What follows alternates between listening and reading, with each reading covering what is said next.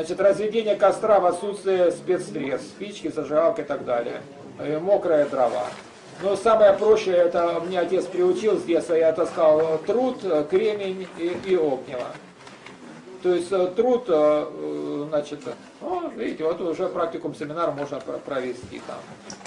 То есть, если у вас вообще ничего нет, можно кремень или кварц найти, который искру дает. Там и друг от друга, или железка, или любовь, все это высечь можно. Труд можно использовать, но лучше всего это вот грибы-трутовики. Если найдете сухой, такой уже старый гриб, то тогда маленькая искра, он начинает тлеть.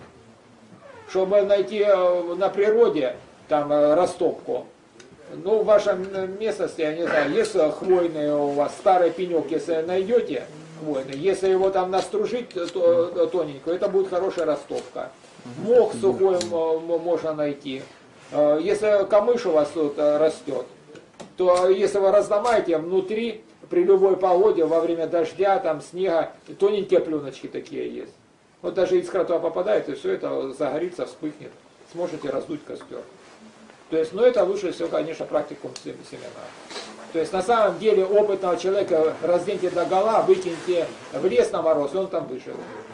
Найдет все, и костер, и одежду себе найдет, и жилище сделает. То есть нормальный мужик так и должен поступать. Но это как бы отдельная тема всего этого. То есть все возможно.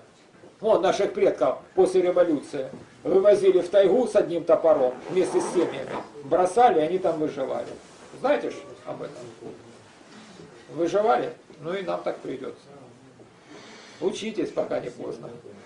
Литературы сейчас очень много есть. Изучайте, то есть, опыт предков. То есть, если спички кончатся, скончатся зажигалки, а кремень всегда можете найти. Любую железяку, с которой кресало, тоже можете найти. Не так трудно все это изготовить. Ну и труд на природе всегда можно найти. Это всегда под рукой. Конечно, можно вон линзу сделать. Нет у вас стекла, да изо льда. Заморозили ледышку, ладошками вытаили линзу, и от солнца можете зажечь уже то же самое. То есть способов множество есть. То есть всегда человек найдет выход из положения, там, сможет выжить.